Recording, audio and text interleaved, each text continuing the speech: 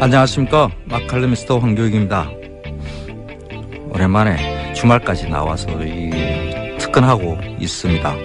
이 삼복대위에 특근 수당들 주는 것도 아닌 것 같은데, 하여간 나와서 김우준의 재활용 방송을 진행하게 됐습니다.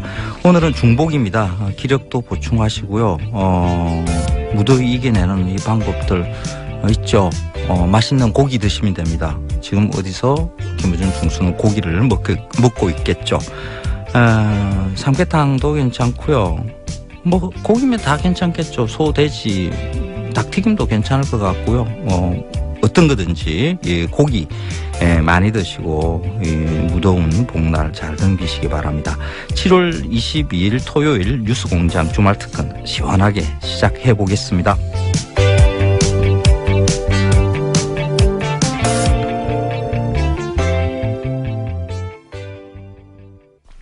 매주 빵빵 터뜨리고 가시는 노회찬 의원님은 정의당 원내대표님이죠.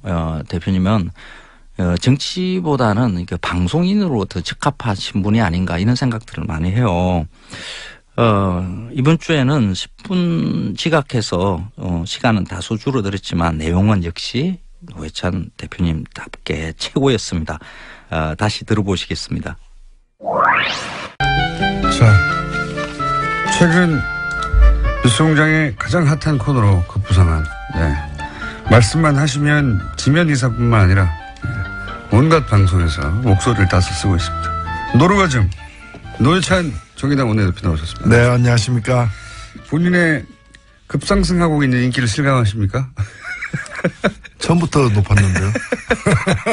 물론 높긴 했지만 최근에 좀 더 높아진 걸 힘으로 못 느끼고. 예. 뉴스공장 덕분이죠, 뭐. 예. 좋은 공장 만나가지고. 좋은 공장 만나가지고. 자, 오늘도 일주일 사건 사고가 많습니다. 우선 홍준표 자유한국당 대표가 이 용수회담에 안 가겠다고 결국 다들 뭐라고 했는데 결국 불참하는 것으로 결정을 한 것 같아요. 예. 1, 2, 3중대 데리고 국민들 상대로 정치소를 벌여도 우리는 우리의 갈 길을 간다. 그래서 청와대를 안 만나겠다. 이렇게 얘기를 했습니다. 어떻게 평가하십니까? 예, 평가할 만한 일은 아닌데. 예. 요즘에 혼밥이 유행이라고는 하지만은. 혼밥이 제가 볼 때 좀 더 대접을 받고 싶다는 뜻 아닐까요? 만일에 혼자 불렀으면은 아마 갔을 거예요. 혼자 불렀으면. 안 가는 이유로다가 한미 FTA가 어떻고 이런 여러 가지 말이 안 되는 명분들 되지만은 그건 진실한 이유는 아닐 것이고, 만일에 이제 혼자 불렀으면 가는데 여러 명 부르는 중에 끼니까 원 오브 댐 싫다. 이렇게 좀 자기 과시. 사실 이게 자기 과시 욕구라는 게 어떻게 보면 자기 열등감의 표출이거든요. 그러니까 좀 열등감에서 벗어나기를 좀 바랍니다. 홍준표 대표 요새 언론 인터뷰를 안 해가지고요. 네. 진심을 물어보고 싶은데 저희가 꼭 물어보도록 하겠습니다. 예. 혹시 열등감에 발로였나요? 발끈하시겠죠. 하지만 꼭 물어보겠습니다. 자, 그렇게 불참을 했고 어제 오늘 가장 핫한 뉴스인 겁니다. 예. 민정수석, 정무수석, 국정상황, 안보실. 처음에는 300건 나왔다고 했을 때만 해도 300건이나 나왔어? 종이 몇 장 있는 게 아니고. 그랬는데 지금 몇천 건이라고 해요, 이제. 네, 거의 최고를 하고 있습니다. 네. 유전에서 퍼내듯이 문건이. 이거 어쩌다가 이런 일이 벌어졌을 거라고 일단 보십니까? 글쎄요, 누가 일부러 이런 이제 수사의 단서가 될 만한 증거들을 갖다가 일부러 남겼다. 처음에는 그랬죠, 처음에는. 예, 그렇게 좀 추측하는 분도 있었는데 이게 지금 그렇게 너무 많아요. 예, 민정수석이라고 정무수석에서 동일한 인물이 양쪽 다 하지는 않았을 거 아니에요. 그러니까 모든 국정상황실 안보실에 막 뿌리고 다녔을 리는 없지 않습니까? 예. 그렇기 때문에 이거는 제가 볼 때는 그런 기획된 것이라기보다는 예. 그야말로 그 야반 도주하듯이 황급히 이제 그 철수하는 상황에서 예. 이런 흔적들을 많이 남긴 게 아닌가. 자기 책상 자기 캐비넷만 치운 거죠. 그만큼 이 정권이 교체됐다기보다는 정권이 붕괴된 거죠. 예, 붕괴된 정권의 참혹한 흔적이다. 그래서 붕괴되면서 가재도구도 미처 다 치우지 못하고 가재도구도 치우지 못하고 도망가는 그런 상황이 아니었나 해서. 그러니까 막판에 불태운다고 불태웠는데 예, 남은 게 있었던 거죠. 그런 거죠. 예. 자기 책상과 자기가 쓰던 캐비넷만 꺼내서 불태우고 아니면 이거보다 더 중요한 정말 이거 노출되면 안 되는 그런 것들을 우선적으로 치우다 보니까 이 정도야 뭐 어쩔 수 없다는 식으로 그냥 자포자기하는 하듯이 나온 증거일 수도 있다. 본인이 직접 책임을 질 만한 사안이 있는 문서들을 먼저 머릿속에 떠올렸겠죠. 네. 그런 것들 치우고 나서는 기억이 안 나는 것들은 그냥 어딘가에 있을 텐데 더 버렸거나 아니면은 오래돼서 기억이 안 났거나 뭐 그랬겠죠. 예. 그런데 여기 대해서 이제 자유한국당이 청와대가 문건을 공개하는 건 정치보복을 하고 있는 거다. 굉장히 놀라운 논리긴 합니다. 정치보복을 하고 있는 거다. 아니 이거는 예. 사실 이 일이 생긴 건 자기들이 문건을 남겼기 때문에 생긴 거잖아요. 예. 그러니까 남기지도 않은 문건을 갖다가 조작했다면은 정치 보복일지 모르겠는데 그게 아니라 자기들이 문건을 남겼으니까 이건 정치 보복 이전에 자기들이 정치적 자해를 한 거잖아. 그러니까 자해 공갈단이라고 있거든. 스스로 자해를 해놓고 당신이 차로 나를 치였다. 이거 뒤집어 씌우는 거죠. 그러니까 자기들이 문건 남겨서 생긴 일을 가지고 보복을 당했다. 자기들은 전형적인 이 자해 공갈단 수법인 거예요. 굉장히 놀라운 논리긴 합니다. 어떻게 말씀하신 대로 본인들이 여당일 때 집권했을 때 남겨진 문건으로 어떻게 보복을 할 수 있는 건지 자해쇼.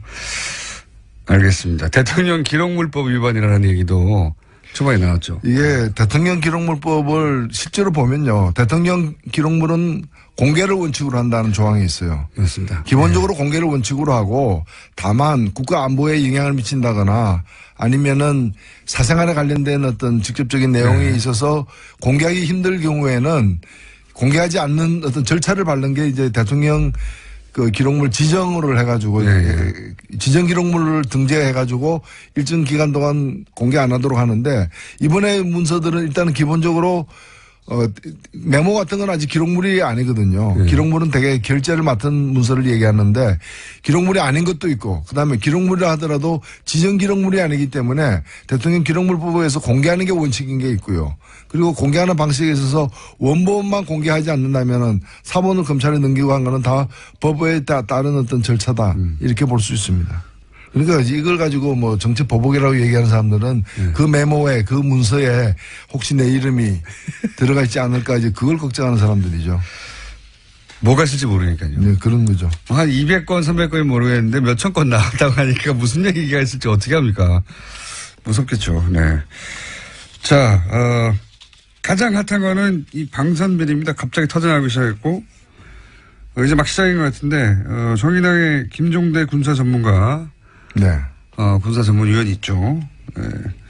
이분이 수리온 뒤에는 우병우 전 민정수석이 있다고 주장을 하셨어요. 이거 어떤 맥락인지 아십니까? 예, 수리온이라는 한국형 헬기를 갖다가 개발해서 제품을 만드는 과정에 초기부터 숫자 그 결함과 문제점들이 이제 드러났어요. 드러나고 또 그게 언론에 보도가 되기도 했고 당연히 당시에 그 합수단에서 합동수사단에서 이걸 수사 대상으로 삼았던 것도 사실이고요. 그런데 어디까지 보도되는가 하면은 합수단에서 상부의 지시에 따라서 이 수사를 갖다가 멈췄다라는 보도까지 있었거든요. 네. 그럼 그 상부가 누구냐라는 거죠. 김영대 의원 같은 경우에는 그 상부는 합수단을 통제할 정도의 상부라는 건 청와대를 얘기하는 거고 청와대 안에서는 민정수석실이 이걸 관여했던 것이고 사실 이 한국 카이라고 있습니다. 항공우주산업 주식회사인데 이번에 이거 대대적으로 지금 압수수색 당하고 있는 그리고 그렇죠.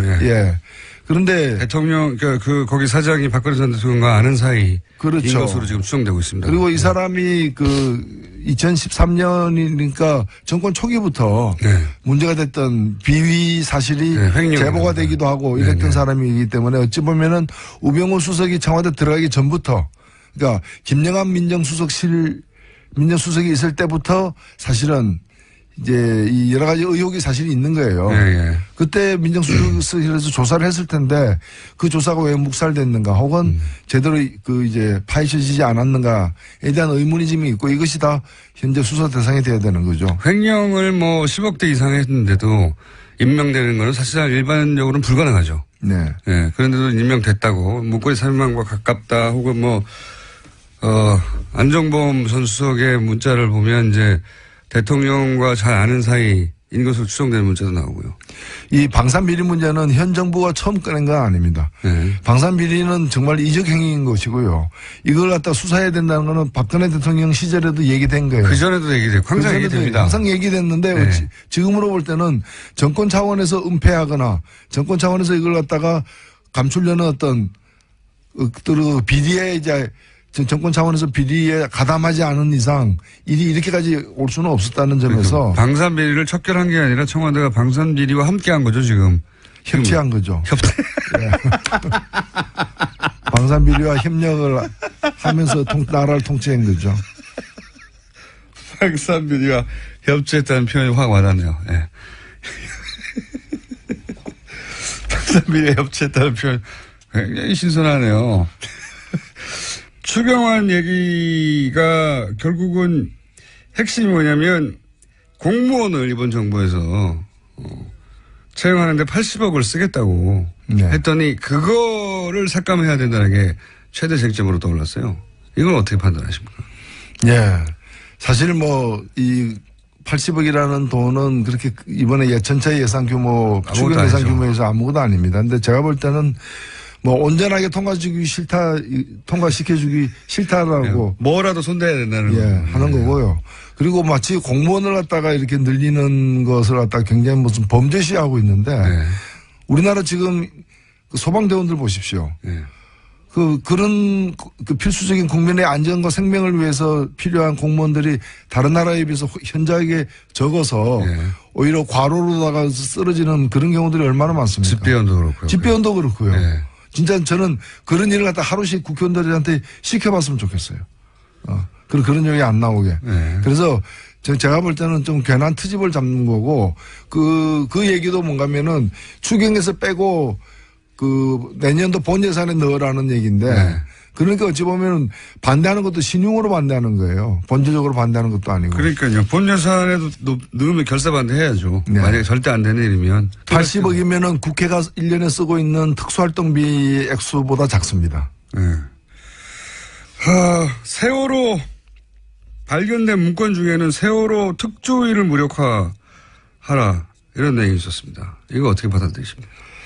예, 더 구체적인 내용은 들여다봐야 알겠지만은 아마도 세월호 유가족들, 특조위에 관련된 유가족들이 회식하고 나오다가 이렇게 다른 추객하고 이렇게 시비가 붙은 일이 있었죠. 맞습니다. 국회의원도 관련돼야 됐고 그 사건을 갖다 키워라는 뜻이에요. 맞습니다. 그러니까 이제 참 정부가 정권 안보를 위해서 별짓을 당한 거죠. 시조를 하고요. 그리고 이걸 하는데 언론을 동원시킨 거예요. 저는 이런 부분을 더 좀 파헤칠 필요가 있다고 봅니다. 언론한테 어떻게 시킨 건지 도대체. 그렇죠. 어떤 언론이 그러니까 이제 사건을 갖다가 이렇게 크게 이제 부풀리는데 이제 언론과 협치를 또 한 거죠. 저는 정부에서 이렇게 생각하는 사람이 있을 수는 있지만 거기에 보조를 맞춰주는 언론이 없으면 이게 실행이 안 되는 거잖아요. 그렇죠. 근데 실행이 됐다는 얘기거든요. 언론에게 무엇을 줬으며 무엇을 받았는지. 왜 이거는 언론이 협치를 했는가, 정권과. 그 언론이 청와대를 취재 대상으로 삼을 수는 있지만 이거는 청와대가 언론한테 오더를 한 거란 말이죠. 취재가 아니잖아요. 이게 어떻게 실행됐는지 따지는 것도 저는 굉장히 중요한 거라고 보고. 그리고 박근혜 전 대통령이 이제 마지막으로 1분밖에 안 남았는데 10분 늦게 오셔서 이렇게 된 거 아닙니까? 침대를 어떻게 처리할까? 이거 굉장히 화제입니다. 빅뉴스는 아닌데 화제는 화제예요. 이 침대를 어떻게 해결해야 됩니까? 고급 침대가 남았는데 이게 일반에 쓰기에도 적절치 않고 대통령이 쓰던 침대인데 그리고 사용 연한이 있다면서요. 그거가 다 지나려면 몇 년 남았는데 아직 이거 어떻게 해야 되냐고 막 곤란해하고 있는데 너무 크기도 하고. 아니 지금 우리가 좀 국가적으로 해야 될 일도 많고 신경 써야 될 일도 많은데 그 침대 때문에 스트레스 받아서는 저는 안 될 것 같고요. 일반인들이 화제예요, 근데. 예, 저는 화재로 처리하면 된다고 봅니다. 예? 그냥 태워버리면 되죠. 네. 그걸 이제 폐기 처분하는 절차를 밟아가지고 사용기한이 남았다 하더라도 그냥 폐기 그렇잖아. 그거 누가 딱지 붙여서 동사무소에 보내면 되죠. 아니 그게 누가 가져가겠습니까? 아니 괜히 또 이상한 사람들이 갖고 와서 또 그걸 또 고가에 또 주고받을 수도 있고. 노회찬 대표였습니다. 예. 화재로 처리합시다.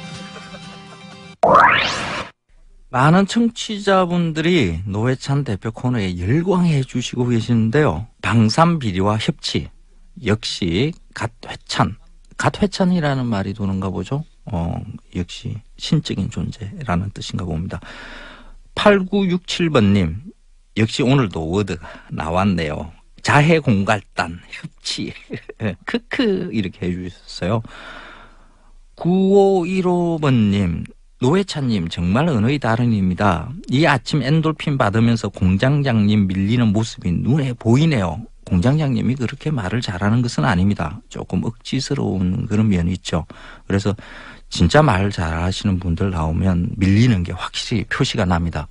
노 대표님 앞에서는 그냥 밀리게 돼 있습니다. 머리만 컸지 든 게 별로 없거든요. 습도는 높지만 상쾌한 하루 되세요. 예. 오늘 많이 덥습니다. 상쾌한 하루 되시기 바랍니다.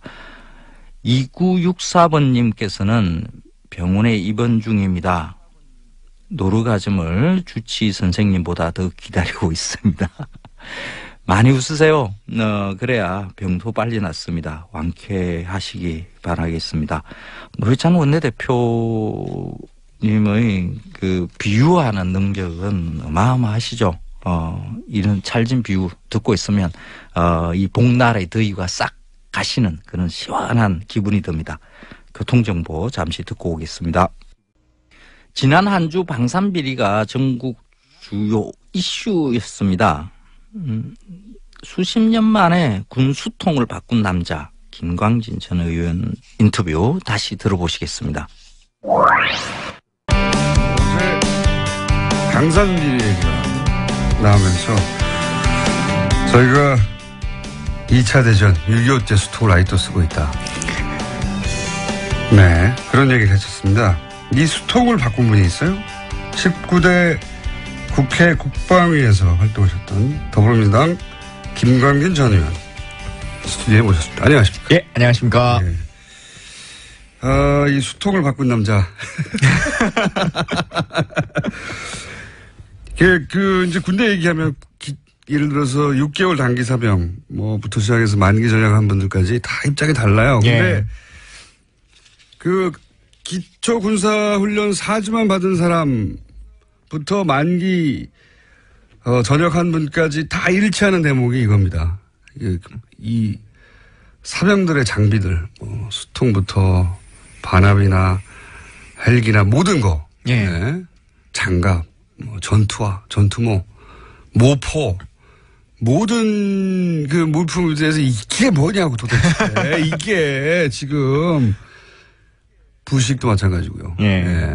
사실은 우리나라 정도의 경제 규모에 절대 어울리지 않는 그 많은 국방비는 도대체 어디로 갔나 묻게 되는 일치 단결해서 열받는 사안이란 말이죠. 일단 수통 교체 얘기부터 해보죠. 수통이 실제로 보면은 1945년 찍혀있기도 하고 US 암이 1950년 찍혀있기도 하고 그런 2차 세계대전 말미에 수통이 실제로 있었잖아요. 얼마 전까지. 실제 우리 규정상에 수통은 폐기 연한이라는 게 없습니다. 예를 들면 컴퓨터는 국가에서 구입하면 5년 지나면 사야 된다. 프린터기는 3년마다 바꾼다. 이런 기간이 있잖아요. 근데 수통은 일단 폐기 연한이라고 하는 규정 자체가 없기 때문에 도저히 찌그러져서 쓸 수가 없다. 구멍이 났다. 예, 그럴 경우에만 그냥 한 개씩 폐기를 하는 것이고 또 참 특이한 게 다른 것들은 그래도 세척 기준이라는 게 있어요.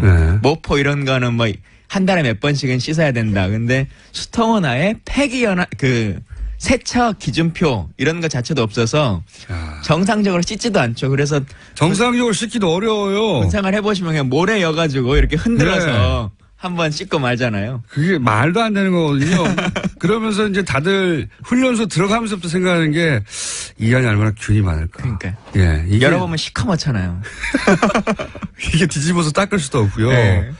그래서 저는 방산비리가 뭐 무슨 수천억, 뭐 수조짜리 이런 얘기를 하면서 뭐 수백억부터 얘기를 하면서 사람들이 피부에 와닿지 않잖아요. 예. 근데 당장 이 수통부터 시작해 저는 수통이 방산비리의 상징과도 같다. 이거 바꾸려면 얼마 들었었어요 그때?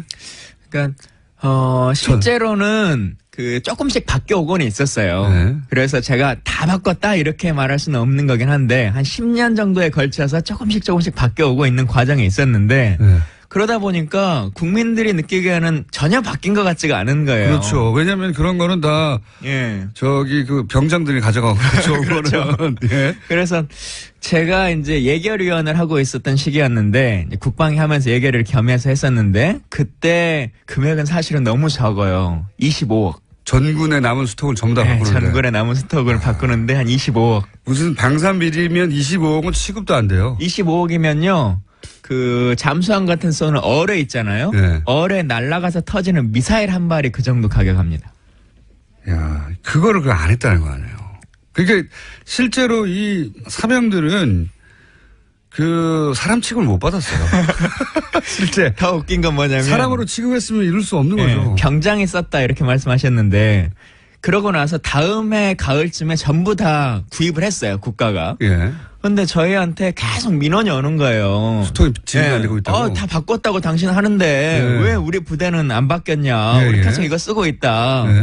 해서 계속 이제 연락이 오는 부대마다 계속 물어보는 거예요. 그랬더니 사단에서 뭐라고 얘기를 하냐면 구입한 거 맞다. 새 걸로 다 했다. 근데 전쟁 나면 쓰려고 창고에 보관하고 있고 아직까지는 원래 쓰던 걸 쓰고 있다. 이렇게 답을 하더라고요. 군대가 그래요. 전쟁 나면 그 전에 균 먹고 죽겠어요. 아주. 그래서 이 방송 듣는 아직도 그런 것을 쓰는 부대가 있으면 제보해 주십시오. 그러면. 아니 그 장군들한테 그거 차고 다니면서 그거 마셔보라고 하세요. 그걸로. 아무도 안 마십니다. 그렇죠. 안타까운 일입니다. 거기다가 물러서 딴 게 없으니까 할 수 없이 쓰는 건데 하여튼 군에서 방산비리는 극형에 처해야 됩니다. 극형에.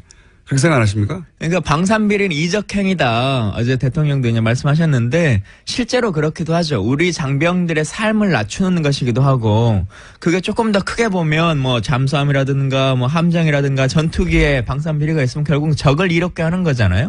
이적행위를 벌이고 있는 거죠. 가격은 왜 이렇게 비싸요? 같은 가격인데 옥션에서 사가지고 그냥 들어가면 오리털로 돼 있는데 그러니까요. 군에서 주는 건 솜털로 돼 있고 뭐 이제 이런 거 아닙니까? 그 돈이 어디로 새는 거 아닙니까? 그러니까 부풀리고 또 중간에 없어지고 뭐 이제 이런 것들인데 방탄복은 왜 방탄이 안 되는 거예요? 우리나라 그런 거 많아요. 총에 뚫리는 방탄복, 가라앉지 않는 잠수함, 물에 뜨지 않는 구명조끼. 뭐 이제 하여튼 참 시리즈로 많이 있는데. 군대는 신기한 물건. 도대체 이걸 어디서 만들었을까? 누가 만들었을까? 왜 이 군에 납품하는 것들은 더 시중가보다 비싸죠? 품질은 더 떨어지네. 품질은 시내에 나오면 아무도 안 살 품질인데 가격은 제일 높아요. 예. 이게 왜 이런 차이가 발생하는 겁니까? 그러니까 군용품이라고 옵션을 하나씩 여는 거거든요. 아까 99만 원짜리 USB도 그 ROC라고 흔히 말하는 군사 요구도라고 하는 견적서에 뭘 요구를 하냐면 예를 들면 추위에 일반 USB보다 뭐 1도 더 그 감당하도록 해야 된다 뭐 이런 걸 여는 거예요. 근데 이게 어떤 의미가 있냐면 사실은 일반 상용품으로 쓰면 공개 경쟁을 시키면 됩니다. 그럼 훨씬 저렴하게 살 수 있는데 우리 TBS에서 A4 용지를 사는데 원래 1mm짜리를 그냥 쓰면 되잖아요. 근데 군용으로 1.1mm를 우린 쓰겠다 이렇게 선언하는 거죠. 그러면 한솔이나 이런 데서는 납품할 수가 없어요. 미리 그 정보를 알고 있는 업체 1.1mm로 공고를 낼 거다라고 하는 업체와 미리 짜고 거기서부터 유착이 시작되는 거군요. 그 업체만 납품할 수 있는 거죠. 그러니까 그 업체만 납품할 수 있으니까 그 업체가 가격을 마음대로 정할 수 마음대로 정할 수 있는 거죠. 그리고 군에서는 수 있고 군에서는 그걸 알면서도 그 가격을 어차피 자기 돈 나가는 거 아니니까 그러면 상호 간에 좋은 방법을 택하는 거죠. 그래서 남는 잉여 이익 일부가 어떻게든 돌아서 이렇게 방산 비리에 그 종잣돈이 되는 거죠? 예, 이제 그렇게 되는 모습이 엊그제 이제 감사원에서 감사보고 나왔고, 예. 대통령도 말씀하셨던 카이의 이제 수리원 연구 개발 이런 내용들이 나오는 거지 않습니까? 연구비를 부풀려가지고 예. 중간에 누군가로 돈이 돌아가고 이런 이 커넥션들이 생기는 거죠. 친인척을 동원해가지고 예. 차장의 처남이요? 예. 차장의 처남한테 처남에 무슨 힘이 있다고. 당연히 대표가 개입하지 않았겠는가 의심이 드는 건데, 직접 할 수는 없으니까 차장으로 직접 할 수는 없으니까 차장의 처남한테 몰아주고 그 중에 절반 띵 했다는 거 아닙니까? 카이가 그런 걸로 많이 유명한데 직원들 상여금을 준다고 선물 사는 비용을 쓰고는 상품권으로 한 7억 정도를 더 삥을 뜯어요. 중간에. 그리고는 그게 어디로 갔는지 지금까지도 몰라요. 몰라요? 예, 7억의 상품권이 도대체 지금까지 어디로 흘러갔느냐, 이게 정치권으로 갔느냐, 어디 로비로 썼느냐라고 하는 게 아직도 밝혀지지 않고 있죠. 그럼 확 뒤집어야지. 예, 문재인 정부에서는 이런 것들 좀 확 끊어놨으면 좀 좋겠다는 생각도 좀 들고요. 정말 단호하게 했으면 좋겠어요. 예. 정말 단호하게. 자, 오늘은 뭐 예를 들어서 헬기 수리온이라든가 카이라든가 등장하는 방산비리 통영함이라든가 구체적으로 한 게 아니고 도대체 왜 이러냐, 구조가 왜 이러냐, 열받는다. 여기까지 좀 얘기했어요. 예. 원래 그 얘기하러 왔는데 앞에가 길어졌네요. 아니 이게 더 중요해요. 사람들이 피부에 와닿거든요. 수통 겨우 바꿔놨는데 아직 보급이 안 돼. 예. 이게 도대체 조직이 어떻게 된 거야? 이게 정상의 조직이 아니잖아요. 요 얘기를 저희가 방산비리 나올 때마다 전화 드릴 테니까. 알겠습니다. 아니 전화가 아니라 나와주세요. 왜냐면은 국회의원도 아니고 바쁘지 않으시잖아요. 방산비리 전문 전 의원으로. 아이고. 저희가 사태가 터질 때마다 모시는 걸로. 예. 더불어민주당 김광진 전 의원이었습니다. 감사합니다. 예, 감사합니다. 군대 갔다 온 분들은 다 알죠. 그러니까 대한민국의 성인 남자들은 사실 다 몸으로 겪은 일입니다. 그런데 군대 갔다 오고 난 다음에는 또 이 사실을 그냥 또 잊고 지냅니다. 그 일을 우리는 계속 반복해서 우리 자식들을 위해서 이야기를 해야 되는 거 아닌가 생각을 합니다. 수십 년 된 수통과 모포 얘기에 청취자분들이 아주 뜨거운 폭발적인 반응을 보여줬습니다. 방송이 끝나도 그 다음 날에도 제보 문자가 쏟아졌습니다. 5814번님, 현역 때 물품도 오래되었지만 애부군 훈련 때 칼빈 소총 주는 거 보고 깜짝 놀랐습니다. 영화에서나 보았던 총을 주니 꼭 영화 찍는 것 같았습니다. 애부군에 지급되는 그 물품들도 상당히 그렇죠. 정은교님은 군용 양말의 문제를 제기해 주셨는데요. 행군하고 벗었을 때 모양이 유지되는 땀이 고이는 양말. 무슨 말인지 군대 갔다 오신 분들은 다 아실 겁니다. 9412번님. 정말 바꿔야 됩니다. 내 자식이 다음에 군대 가서 고생한다고 생각하면 바꿔야 됩니다. 그렇습니다. 우리 후세대를 위해서 어른들이 이거 반드시 바꿔야 됩니다. 수십 년 된 수통에 물을 먹고 포를 덮고 자는 군인들에게 어떻게 최강 전력을 유지해달라고 말할 수 있겠습니까? 진정한 국방개혁은 아주 가까운 군인들이 실제로 쓰고 있는 수통, 칙판, 모포 이런 것부터 바꾸는 것에서부터 시작돼야 하지 않을까 생각합니다.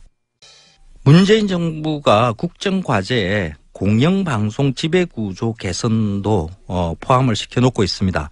지난 9년 동안 공영방송이 얼마나 피폐화됐는지 KBS, MBC 정상화 시민행동의 인터뷰 있었습니다. 다시 들어보겠습니다. 지난 목요일에 KBS, MBC 정상화 시민행동이라는 단체가 발족을 했습니다. 세 분을 모시고 이 단체 이야기 좀 나눠보겠습니다. 민원연의 김원경 사무처장이 나오셨습니다. 안녕하십니까? 안녕하세요. 네. 오늘 굉장히 고우시군요. 자, 전국 언론노동조합 KBS 본부의 성재혁 위원장님 나오셨습니다. 안녕하세요. KBS 새노조 위원장입니다. MBC 본부의 김영국 위원장님도 나오셨습니다. 네, 안녕하십니까? 네. 이 세 분이 나온 이유는, 일단 이 단체가 먼저 소개를 해 주신 다음에. 네. KBS, MBC 누가 더 망가졌나? 배틀을 오늘 해볼까 합니다. 예. 자, 우선 단체를 소개해 주십시오. 일단은 지난 목요일 날 발족했는데 KBS, MBC 정상화 시민행동이란 이름이고요. 전국 언론 노동조합 그리고 민주언론 시민연합, 참여연대 등 전국의 214개 시민사회단체와 언론단체, 종교단체 등이 합심해서 꾸렸습니다. 박근혜 이명박 정부가 KBS와 MBC를 장악해서 사실상 권력의 홍보수단으로 전락해버렸잖아요.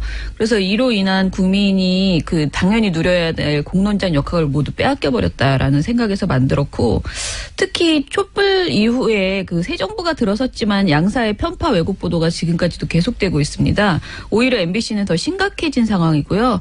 그 이유가 아직도 KBS, MBC 안에 박근혜 정부가 임명한 경영진들이 버젓이 자리 잡고 있고 그들이 변화를 불가능하게 막고 있다라는 생각입니다. 그래서 이제 국민이 KBS, MBC를 정상화시키기 위해서 진짜 행동을 해보자 이런 취지로 만들었습니다.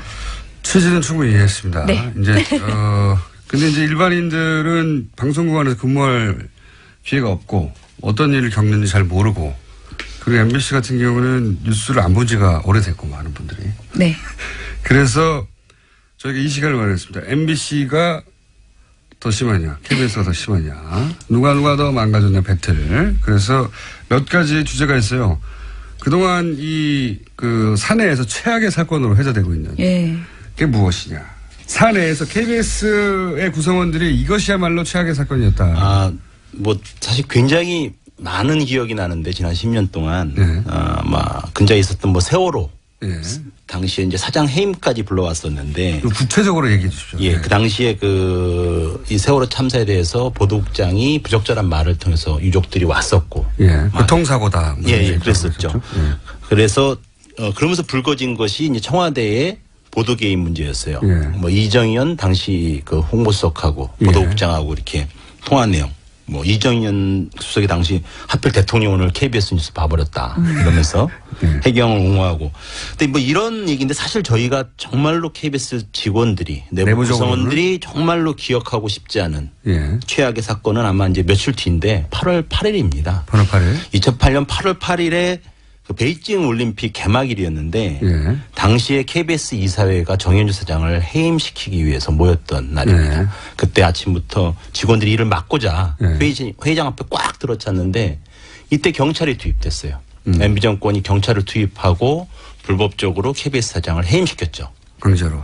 직원들 다 끌어내고, 정말 KBS 이 건물 안에 경찰들이 들어와서 직원들 끌어냈는데, 이게 저희는 진행형이에요, 사실.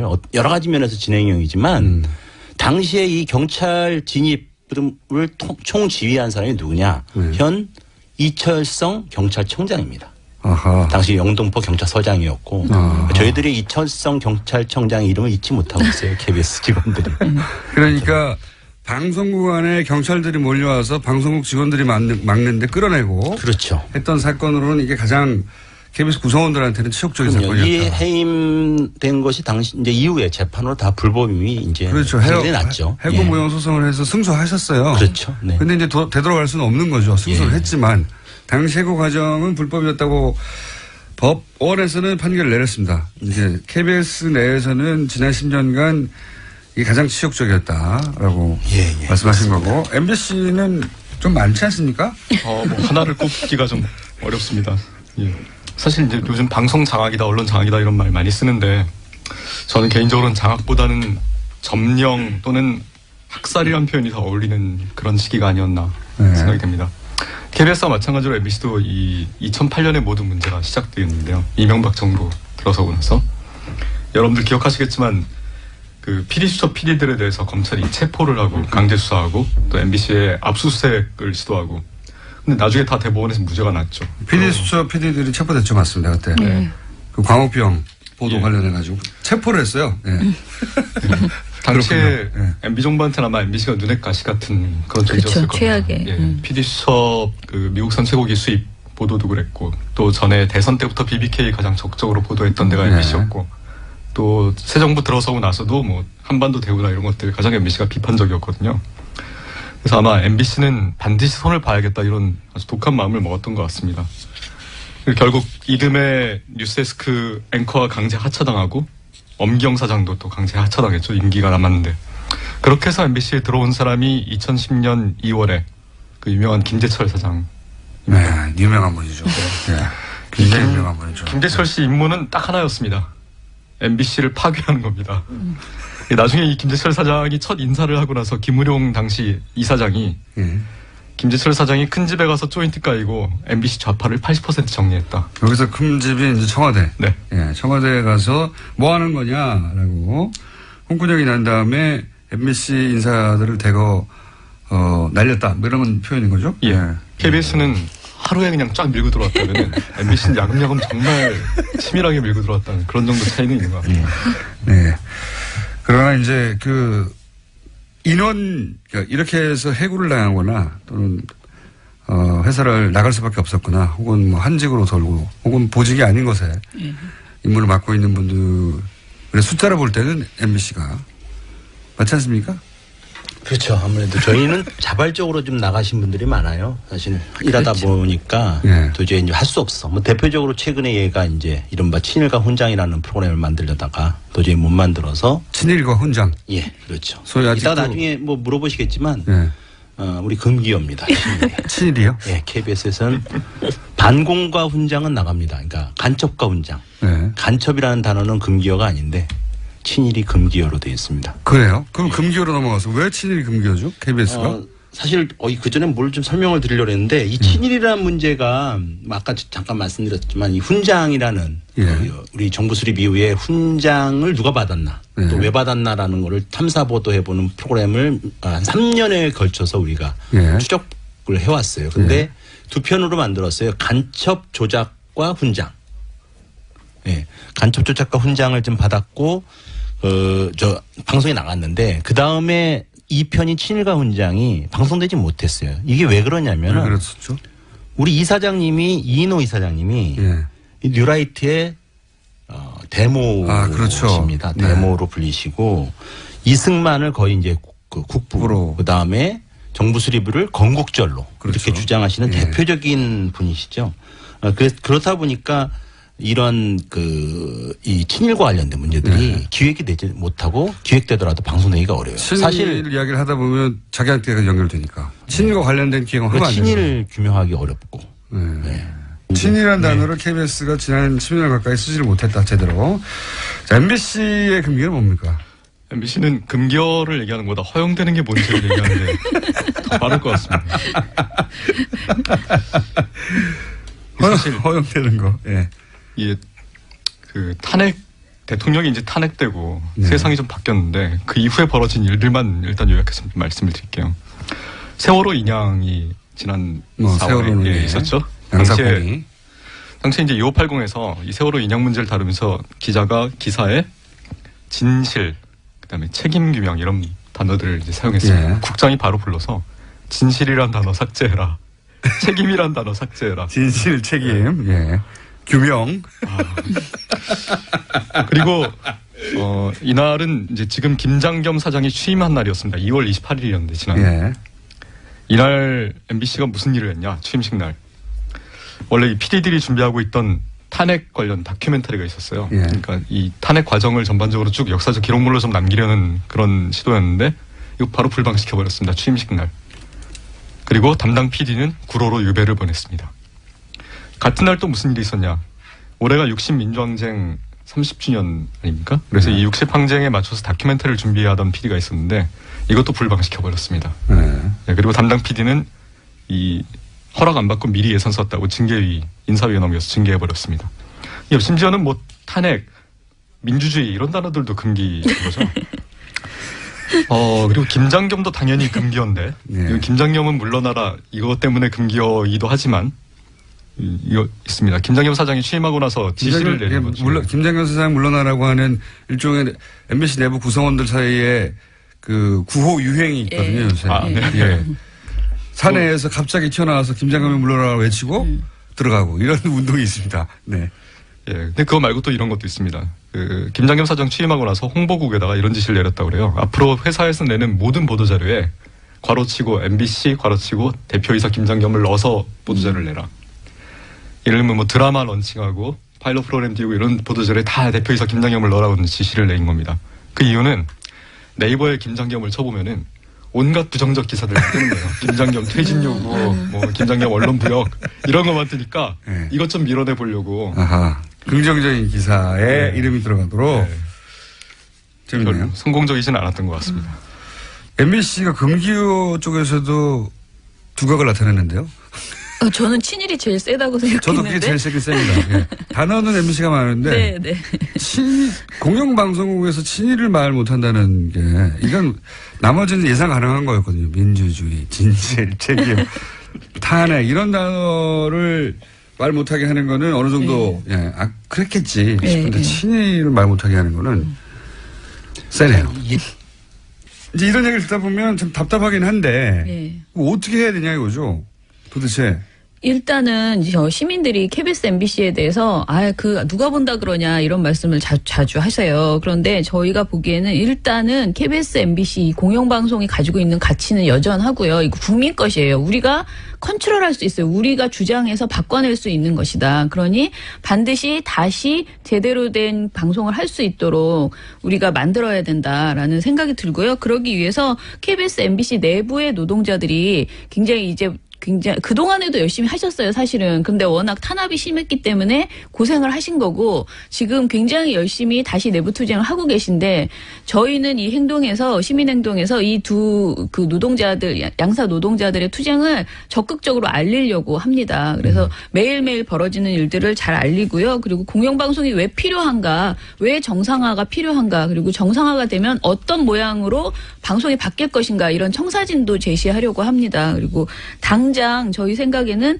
다음 주부터, 이번 주죠. 이번 주 금요일부터 KBS 앞에서 저녁 7시, 금요일 저녁 7시에 KBS 앞에서 이제 촛불문화제를 하고요. 그리고 그 다음 주에는 MBC 이래서 매주 번갈아 가면서 격주로.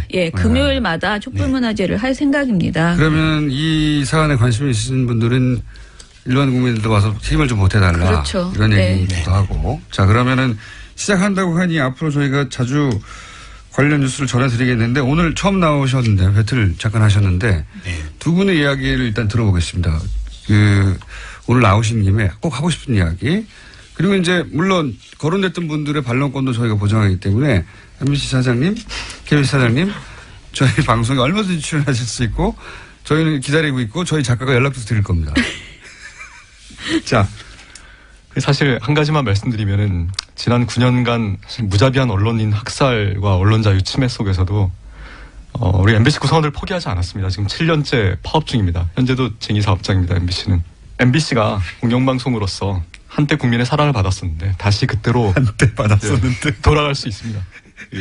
저희가 노력할 거고 반드시 이 찬바람 불기 전에 이 지긋지긋한 9년의 암흑시대를 반드시 끝내겠습니다. 돌아오라 마봉춘 고봉순이 저희 애칭이거든요. 지금 이번 시민행동에 그래서 돌마고라고 유행을 좀 만들어 주십시오. 돌아오라 마봉춘 고봉순. 이른바 리즈 시절 이런 얘기하지 않습니까? 한때 KBS, MBC도 리즈 시절이 있었고 사실 우리가 이렇게 지금 싸움은 이미 시작했어요. 싸움 시작하고 또 지난 9년 동안 계속 줄기차게 싸우고 있습니다.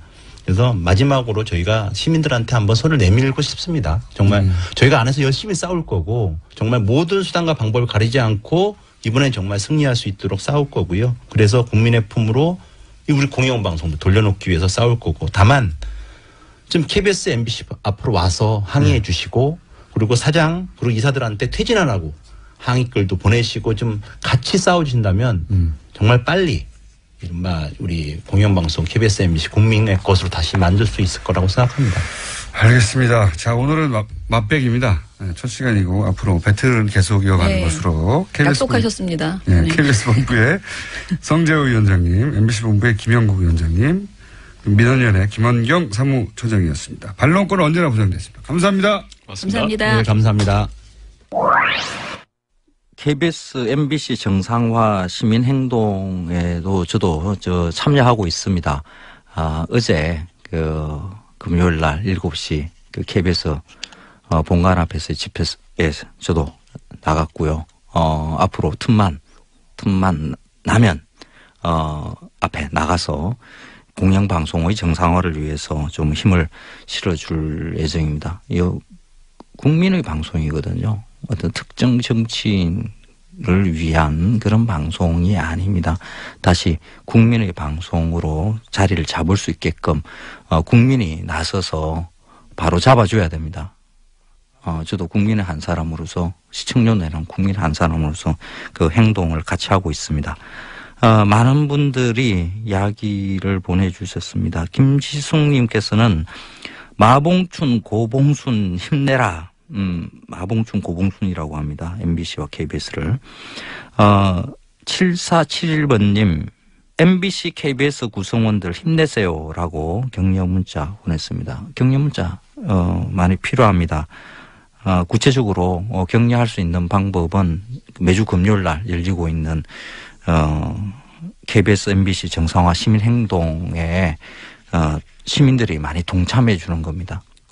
9872번님은 일반 국민 한 사람입니다. 공영방송이 이 정도였는지 몰랐습니다.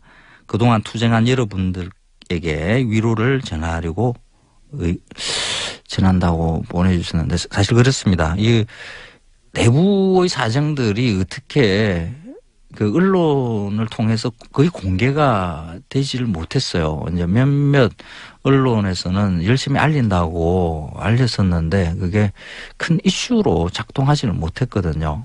그 안에 내부에서 실제로 이 일을 겪으신 분들의 이야기를 들으면 그 분노 게이지가 그냥 극에 달합니다. 어떻게 그럴 수가 있는가 하게 되는 거죠. 이 실상을 조금 더 자세하게 많이 알리는 일도 지금 KBS와 MBC 정상화를 위해서 움직이는 여러분들이 많이 좀 적극적으로 운동을 하셔야 될 것 같습니다. 공영방송 정상화, 적폐청산을 위한 지금 첫걸음이 떼어졌거든요. 그래서 많은 분들이 적극적으로 관심들을 가져주시면 고맙겠습니다. 교통 상황은 어떨까요? 교통정보 듣고 이어가겠습니다. 삼복더위가 기승을 부리고 있습니다. 이럴 때일수록 여유롭게 안전운전하시고요. 시원한 하루 되시길 바랍니다. 뉴스공장 주말특근 오늘 준비한 순서는 여기까지입니다. 고맙습니다. 명 부르는 중에 끼니까 One of them 싫다. 뭐 이렇게 좀 자기 과시. 사실 이게 자기 과시 욕구라는 게 어떻게 보면 자기 열등감의 표출이거든요. 그러니까 그 좀 열등감에서 벗어나기를 좀 바랍니다. 홍준표 대표 요새 언론 인터뷰를 안 해가지고요. 네. 진심을 물어보고 싶은데 저희가 꼭 물어보도록 하겠습니다. 예. 혹시 열등감에 발로였나요? 발끈하시겠죠. 좀 꼭 물어보겠습니다. 자, 그렇게 불참을 했고 어제 오늘 가장 핫한 뉴스는 이겁니다. 예. 민정수석, 정무수석, 국정상황, 안보실 처음에는 300건 나왔다고 했을 때만 해도 야 300건이나 나왔어? 종이 몇 장 있는 게 아니고 그랬는데 지금 몇천 건이라고 해요 이제. 네, 거의 최고를 하고 있습니다. 네. 유전에서 퍼내듯이 문건이. 이거 어쩌다가 이런 일이 벌어졌을 거라고 일단 보십니까? 글쎄요, 누가 일부러 이런 이제 그 수사의 단서가 될 만한 증거들을 갖다가 일부러 남겼다. 처음에는 그랬죠, 처음에는. 예, 그렇게 좀 추측하는 분도 있었는데 이게 지금. 그렇게 너무 많아요. 예, 민정수석실하고 정무수석에서 동일한 인물이 양쪽 다 하지는 않았을 거 아니에요. 그러니까 모든 국정상황실 안보실에 막 뿌리고 다녔을 리는 없지 않습니까? 예, 그렇기 때문에 이거는 제가 볼 때는 기획된 것이라기보다는 그야말로 야반 도주하듯이 황급히 이제 철수하는 상황에서 이런 흔적들을 많이 남긴 게 아닌가. 자기 책상, 자기 캐비넷만 치운 거죠. 그만큼 이 정권이 교체됐다기보다는 정권이 붕괴된 거죠. 붕괴된 정권의 참혹한 흔적이다. 그래서 가재도구도 미처 다 치우지 못하고 가재도구도 치우지 못하고 도망가는 그런 상황이 아니었나 해서. 그러니까 막판에 불태운다고 불태웠는데 남은 게 있었던 거죠. 그런 거죠. 자기 책상과 자기가 쓰던 캐비넷만 꺼내서 불태우고. 아니면 이거보다 더 중요한 정말 이거 노출되면 안 되는 그런 것들을 우선적으로 치우다 보니까 이 정도야 뭐 어쩔 수 없다는 식으로 그냥 자포자기하는 하듯이 나온 증거일 수도 있다. 본인이 직접 책임을 질 만한 사안이 있는 문서들을 먼저 머릿속에 떠올렸겠죠. 네. 그런 것들 치우고 나서는 기억이 안 나는 것들은 그냥 어딘가에 있을 텐데 더 버렸거나 아니면은 오래돼서 기억이 안 났거나 뭐 그랬겠죠. 예. 그런데 여기에 대해서 이제 자유한국당이 청와대가 문건을 공개하는 건 정치보복을 하고 있는 거다. 굉장히 놀라운 논리긴 합니다. 정치보복을 하고 있는 거다. 아니, 이거는 네. 사실 이 일이 생긴 건 자기들이 문건을 남겼기 때문에 생긴 거잖아요. 네. 그러니까 남기지도 않은 문건을 갖다가 조작했다면은 정치보복일지 모르겠는데 그게 아니라 자기들이 문건을 남겼으니까 이건 정치보복 이전에 네. 자기들이 정치적 자해를 한 거잖아. 그러니까 자해 공갈단이라고 있거든. 스스로 자해를 해놓고 당신이 차로 나를 치였다. 네. 이거 뒤집어 씌우는 거죠. 그러니까 자기들이 문건 남겨서 생긴 일을 가지고 보복을 당했다. 자기들은 전형적인 이 자해 공갈단 수법인 거예요. 굉장히 놀라운 논리긴 합니다. 어떻게 말씀하신 대로 본인들이 여당일 때 예, 집권했을 때 남겨진 문건으로 어떻게 보복을 할 수 있는 건지 자해쇼. 알겠습니다. 대통령 실행됐는지 따지는 것도 저는 굉장히 중요한 거라고 보고 그리고 박근혜 전 대통령이 이제 마지막으로 1분밖에 안 남았는데 10분 늦게 오셔서 이렇게 된 거 아닙니까? 침대를 어떻게 처리할까? 이거 굉장히 화제입니다. 빅뉴스는 아닌데 화제는 화제예요. 이 침대를 어떻게 해결해야 됩니까? 고급 침대가 남았는데 이게 일반에 쓰기에도 뭐 적절치 않고 대통령이 쓰던 침대인데 그리고 사용 연한이 있다면서요. 그거가 다 지나려면 몇 년 남았는데 아직 이거 어떻게 해야 되냐고 막 곤란해하고 있는데 너무 크기도 하고. 아니 지금 우리가 좀 국가적으로 해야 될 일도 많고 네. 신경 써야 될 일도 많은데 그 침대 때문에 스트레스 받아서는 저는 안 될 것 같고요. 일반인들이 화제예요, 근데. 예, 이게 저는 화재로 처리하면 된다고 봅니다. 예? 그냥 태워버리면 되죠. 네.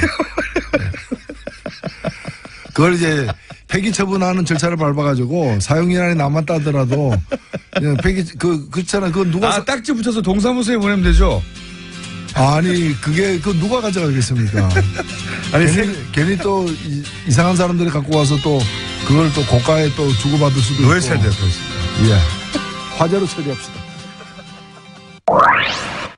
많은 청취자분들이 노회찬 대표 코너에 열광해 주시고 계시는데요. 방산 비리와 협치 역시 갓회찬이라는 말이 도는가 보죠. 역시 신적인 존재라는 뜻인가 봅니다. 8967번님 역시 오늘도 워드가 나왔네요. 자해 공갈단 협치 크크 이렇게 해주셨어요. 9515번님 노회찬님 정말 은의 달인입니다. 이 아침 엔돌핀 받으면서 공장장님 밀리는 모습이 눈에 보이네요. 공장장님이 그렇게 말을 잘하는 것은 아닙니다. 조금 억지스러운 그런 면이 있죠. 그래서 진짜 말 잘하시는 분들 나오면 밀리는 게 확실히 표시가 납니다. 노 대표님 앞에서는 그냥 밀리게 돼 있습니다. 머리만 컸지 든 게 별로 없거든요. 습도는 높지만 상쾌한 하루 되세요. 예. 오늘 많이 덥습니다. 상쾌한 하루 되시기 바랍니다. 2964번님께서는 병원에 입원 중입니다. 노르가즘을 주치 선생님보다 더 기다리고 있습니다. 많이 웃으세요. 그래야 병도 빨리 낫습니다. 완쾌하시기 바라겠습니다. 노회찬 원내대표님의 그 비유하는 능력은 어마어마하시죠. 이런 찰진 비유 듣고 있으면 이 복날의 더위가 싹 가시는 그런 시원한 기분이 듭니다. 교통정보 잠시 듣고 오겠습니다. 지난 한 주 방산비리가 전국 주요 이슈였습니다. 수십 년 만에 군 수통을 바꾼 남자 김광진 전 의원 인터뷰 다시 들어보시겠습니다. 어제 방산비리 얘기가 나오면서 저희가 2차 대전 6.25 때 수통을 아직도 쓰고 있다. 네, 그런 얘기를 했었습니다. 이 수통을 바꾼 분이 있어요. 19대 국회 국방위에서 활동하셨던 더불어민주당 김광진 전 의원 스튜디오에 모셨습니다. 안녕하십니까? 예, 안녕하십니까? 네.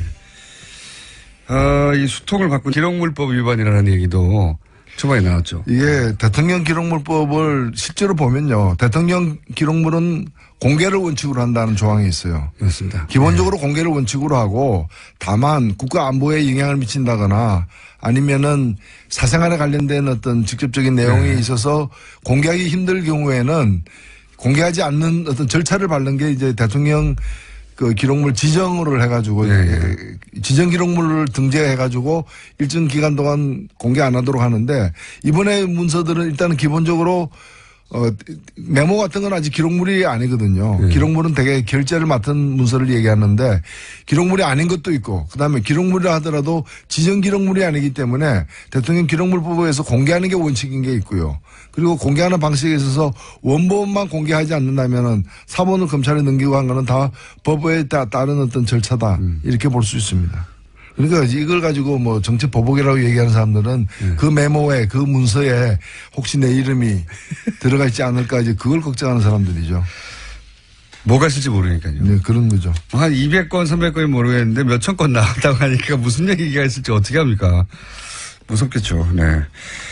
자, 가장 핫한 거는 이 방산비리입니다. 갑자기 터져나가기 시작했고, 이제 막 시작인 것 같은데, 정의당의 김종대 군사 전문가, 네. 군사 전문위원이 있죠. 네. 이분이 수리온 뒤에는 우병우 전 민정수석이 있다고 주장을 하셨어요. 이거 어떤 맥락인지 아십니까? 예, 수리온이라는 한국형 헬기를 갖다가 개발해서 제품을 만드는 과정에 초기부터 숫자 그 결함과 문제점들이 이제 드러났어요. 드러나고 또 그게 언론에 보도가 되기도 했고 당연히 당시에 그 합수단에서 합동수사단에서 이걸 수사 대상으로 삼았던 것도 사실이고요. 그런데 어디까지 보도되는가 하면은 합수단에서 상부의 지시에 따라서 이 수사를 갖다가 멈췄다라는 보도까지 있었거든요. 네. 그럼 그 상부가 누구냐라는 거죠. 김영대 의원 같은 경우에는 그 상부는 합수단을 통제할 정도의 상부라면 청와대를 얘기하는 거고 청와대 안에서는 민정수석실이 이걸 관여했던 것이고 사실 이 한국 카이라고 있습니다. 항공우주산업 주식회사인데 이번에 이거 대대적으로 지금 압수수색 당하고 있는 그리고 그렇죠. 예. 그런데 대통령 거기 사장이 박근혜 전 대통령과 아는 사이인 그렇죠. 것으로 지금 추정되고 있습니다. 그리고 이 사람이 2013년이니까 정권 초기부터 문제가 됐던 비위 사실이 제보가 되기도 하고 이랬던 사람이기 때문에 어찌 보면은 우병우 수석이 청와대 들어가기 전부터 그러니까 김영한 민정수석이 있을 때부터 사실은 이제 이 여러 가지 의혹이 사실 있는 거예요. 그때 민정수석실에서 조사를 했을 텐데 그 조사가 왜 묵살됐는가 혹은 제대로 이제 파헤쳐지지 않았는가에 대한 의문이 지금 있고 이것이 다 현재 수사 대상이 돼야 되는 거죠. 횡령을 10억대 이상 했는데도 임명되는 거는 사실상 일반적으로는 불가능하죠. 네. 예. 그런데도 임명됐다고 문고리 300만과 가깝다 혹은 안종범 전 수석의 문자를 보면 이제 대통령과 잘 아는 사이인 것으로 추정되는 문자도 나오고요. 이 방산비리 문제는 현 정부가 처음 꺼낸 건 아닙니다. 방산비리는 정말 이적 행위인 것이고요. 이걸 갖다 수사해야 된다는 거는 박근혜 대통령 시절에도 얘기된 거예요. 그전에도 얘기되고 항상 얘기됩니다. 항상 얘기됐는데 지금으로 볼 때는 정권 차원에서 은폐하거나 정권 차원에서 이걸 갖다가 감추려는 어떤 비리에 이제 정권 차원에서 비리에 가담하지 않은 이상 일이 이렇게까지 올 수는 없었다는 점에서 방산비리를 척결한 게 아니라 청와대가 방산비리와 함께한 거죠 지금. 협치한 거죠. 네. 방산비리와 협력을 하면서 나라를 통치한 거죠. 방산비리와 협치했다는 표현이 확 와닿네요. 네. 방산비리와 협치했다는 표현 굉장히 신선하네요. 추경안 얘기가 결국은 핵심이 뭐냐면 공무원을 이번 정부에서 채용하는데 80억을 쓰겠다고 했더니 그거를 삭감해야 된다는 게 최대 쟁점으로 떠올랐어요. 이걸 어떻게 판단하십니까? 예. 사실 이 80억이라는 돈은 그렇게 이번에 전체 예산 규모, 추경 예산 규모에서 아무것도 아닙니다. 근데 제가 볼 때는 온전하게 통과시켜주기 싫다라고. 뭐라도 손대야 된다는 하는 거고요. 그리고 마치 공무원을 갖다가 이렇게 늘리는 것을 갖다가 굉장히 무슨 범죄시하고 있는데 우리나라 지금 소방대원들 보십시오. 그런 필수적인 국민의 안전과 생명을 위해서 필요한 공무원들이 다른 나라에 비해서 현저하게 적어서 오히려 과로로다가 쓰러지는 그런 경우들이 얼마나 많습니까? 집배원도 그렇고요. 집배원도 그렇고요. 진짜 저는 그런 일을 갖다 하루씩 국회의원들한테 시켜봤으면 좋겠어요. 그런 얘기 안 나오게. 네. 그래서 제가 볼 때는 좀 괜한 트집을 잡는 거고 그 얘기도 뭔가면은 추경에서 빼고 내년도 본 예산에 넣으라는 얘기인데 네. 그러니까 어찌 보면 반대하는 것도 신용으로 반대하는 거예요. 본질적으로 반대하는 것도 아니고. 그러니까요. 본 예산에도 넣으면 결사 반대해야죠. 네. 만약에 절대 안 되는 일이면. 80억이면은 국회가 1년에 쓰고 있는 특수활동비 액수보다 작습니다. 네.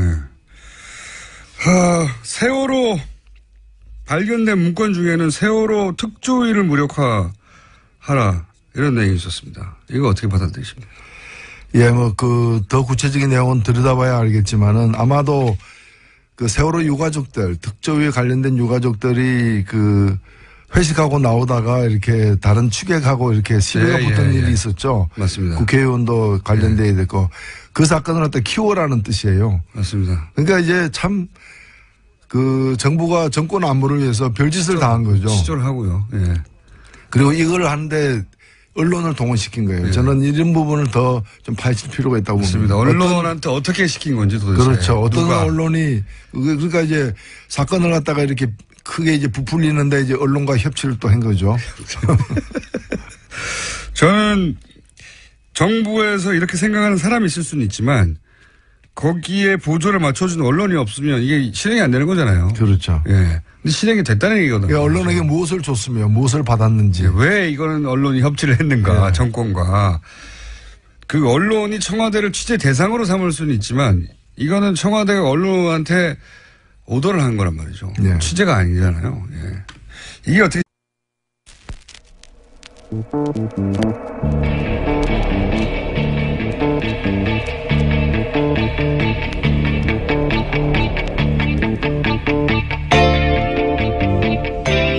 안녕하십니까. 마칼레미스터 황교익입니다.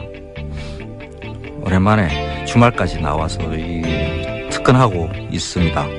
이 삼복대위에 특근 수당들 주는 것도 아닌 것 같은데, 하여간 나와서 김우준의 재활용 방송을 진행하게 됐습니다.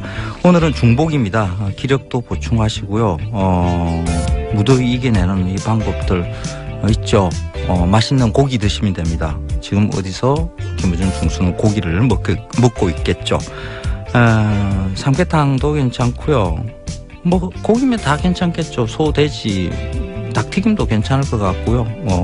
어떤 거든지 고기 많이 드시고 무더운 복날 잘 넘기시기 바랍니다. 7월 22일 토요일 뉴스공장 주말특근 시원하게 시작해 보겠습니다.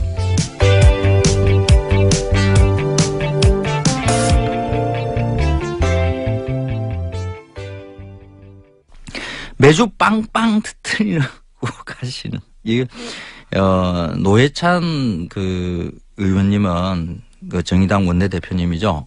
대표님은 정치보다는 방송인으로 더 적합하신 분이 아닌가 이런 생각들을 많이 해요. 이번 주에는 10분 지각해서 시간은 다소 줄어들었지만 내용은 역시 노회찬 대표님답게 최고였습니다. 다시 들어보시겠습니다. 자, 최근 뉴스공장의 가장 핫한 코너로 급부상한 말씀만 하시면 지면 기사뿐만 아니라 온갖 방송에서 목소리를 다시 쓰고 있습니다. 노르가즘 노회찬 정의당 원내대표 나오셨습니다. 네, 안녕하십니까. 본인의 급상승하고 있는 인기를 실감하십니까? 처음부터 높았는데요. 물론 높긴 했지만 최근에 좀 더 높아진 걸 피부로 못 느꼈어요. 예. 뉴스공장 덕분이죠, 뭐. 예. 좋은 공장 만나가지고. 좋은 공장 만나가지고.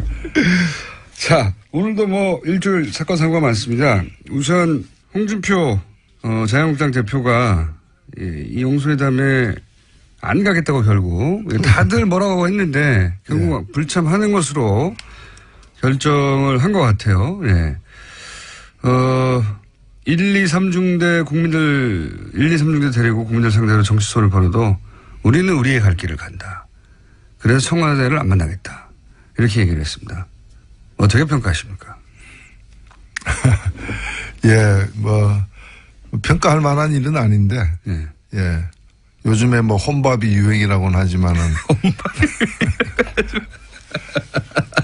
제가 볼 때 좀 더 대접을 받고 싶다는 뜻 아닐까요? 뭐 만일에 혼자 불렀으면은 아마 갔을 거예요. 혼자 불렀으면. 뭐 안 가는 이유로다가 한미 FTA가 어떻고 뭐 이런 여러 가지 말이 안 되는 명분들 되지만은 그런 진실한 이유는 아닐 것이고 만일에 이제 혼자 불렀으면 가는데 여러